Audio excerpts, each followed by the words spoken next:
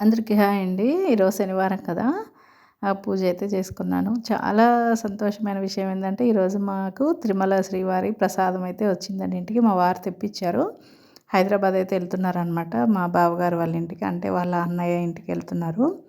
అందుకోసమని వాళ్ళందరికీ తీసుకెళ్ళడం కోసం ప్రసాదం, లడ్డు, అలాగే వడ అంటారు కదా! వడ తెప్పించారు. మేము ఎప్పుడైనా సరే, ఏ ఊరు వెళ్ళినా సరే, మేము తిరుపతిలో ఉన్నాం కాబట్టి అందరి కోసం అయితే మేము ప్రసాదం అయితే తీసుకెళ్తుంటామండి. ప్రతిసారి ఎక్కడికి వెళ్ళినా సరే తీసుకెళ్తుంటాం. తీసుకెళ్ళి అందరికీ పంచిపెడతాం అనమాట.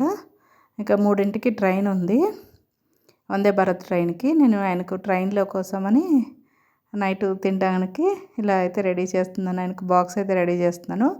దోశ పిండి వేసానండి. వేసి ఇలా పెద్ద పెద్ద దోశలు అయితే బాగుండవు కదా అని చెప్పి ఇలా చిన్న చిన్నగా వేసి ఇచ్చాను అనమాట. అలాగే పెరుగన్నం కూడా పెట్టాను.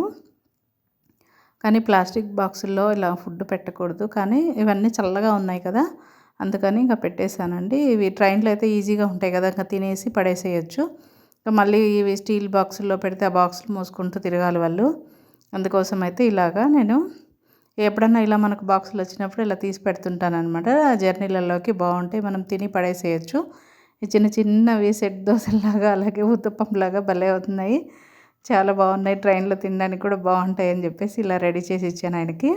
ఈ వీడియో మీకు నచ్చితే ప్లీజ్ సబ్స్క్రైబ్ చేసుకొని ఒక లైక్ అయితే చేయండి.